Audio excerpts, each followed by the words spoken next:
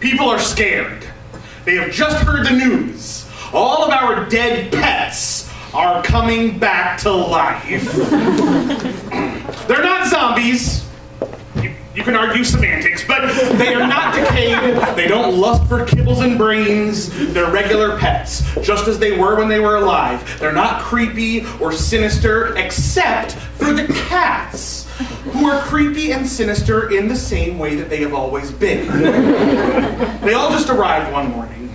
We woke and found them laying on the front porch, or sniffing at the spot their food dish used to be, flying back and forth in the room where they used to have a cage, running side by side with our old pets as though they were all expecting each other. Young children were delighted and clapped their hands.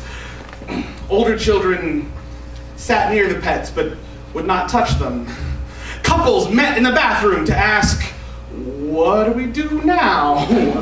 Whispering so the animals wouldn't hear them.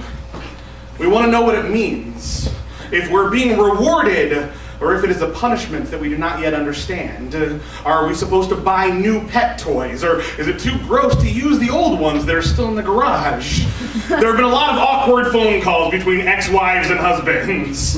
Now, people who have families, who have children, most of them, they just put out a new food dish. They don't have a lot of time to panic. This is one unexpected event among many, like a phone call from the school nurse. But single people, or those whose wives died before they did, they have started long road trips back to the old house they used to live, to search for the Boston Terrier who was killed by a coyote there.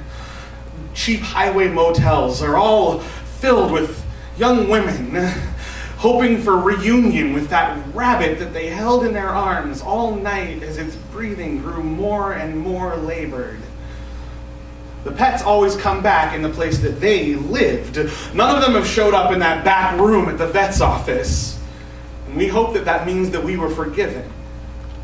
Still, we're afraid to get attached. We find ourselves staring out windows, remembering the rush to adopt that gorgeous border collie before we knew how many couches and shoes and bras would be shredded, and remembering our first one-bedroom apartment, and inheriting grandmother's spice cabinet, and wearing through your favorite pair of Doc Martens, and my last time making love to my college boyfriend. We want to be told that it's okay to love them, that they will be back now forever. Losing them again would be too much to endure. It's hard to sleep with the sound of claws tapping back and forth along the hallway. It's hard to relax with the hot, damp breath returning under the sheets of your bed.